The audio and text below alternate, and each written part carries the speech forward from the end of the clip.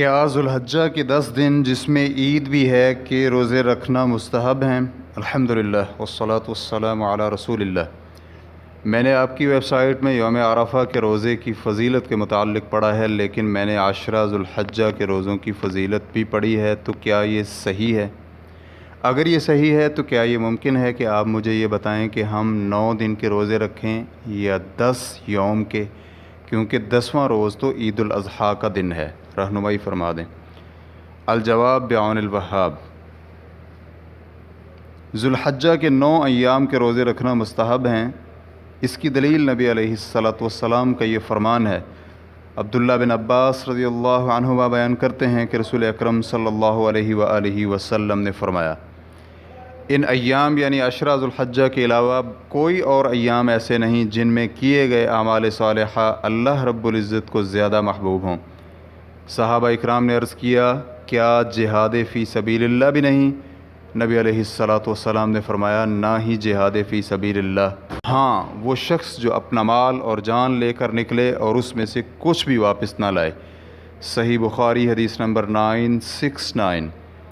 حنیدہ بن خالد اپنی بیوی سے اور وہ نبی علیہ الصلاۃ والسلام کی ازواج مطہرات سے بیان کرتے ہیں، انہوں نے کہا، رسول اکرم صلی اللہ علیہ وآلہ وسلم 9 ذوالحجہ اور یوم عاشوراء اور ہر ماہ میں 3 پہلی سوموار اور 2 جمعرات کے روزے رکھتے تھے۔ مسند احمد حدیث نمبر 21829۔ سنن ابی داؤد حدیث نمبر 2437۔ نصب الرایہ جلد نمبر 2 صفحہ نمبر 180 میں اسے ضعیف کہا گیا ہے، اور علامہ البانی رحمہ اللہ نے اسے صحیح قرار دیا ہے۔ لیکن عید کے دن کا روزہ رکھنا حرام ہے۔ اس کی دلیل سماعت کیجیے۔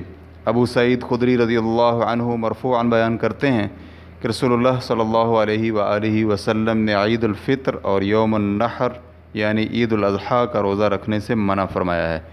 صحیح بخاری حدیث نمبر 1992۔ صحیح مسلم حدیث نمبر 827۔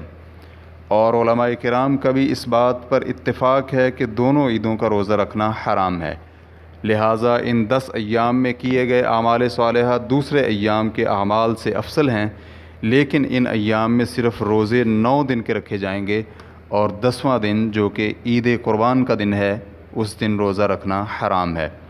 تو اس بنا پر عشرہ ذوالحجہ کے روزے رکھنے کی فضیلت سے مراد یہ ہوا کہ 9 دن کے روزے رکھے جائیں گے۔ 10 کا اطلاق اغلبیت کی بنا پر کیا گیا ہے۔ ریفرنس کے لیے دیکھیے شرح مسلم للنووی حدیث نمبر 1176۔ واللہ تعالی اعلم۔ اسلام کیو اے ریکارڈنگز مؤسسۃ الشیخ محمد صالح المنجد، المملکۃ العربیۃ السعودیہ، فتویٰ نمبر 41633۔ والسلام علیکم ورحمۃ اللہ وبرکاتہ۔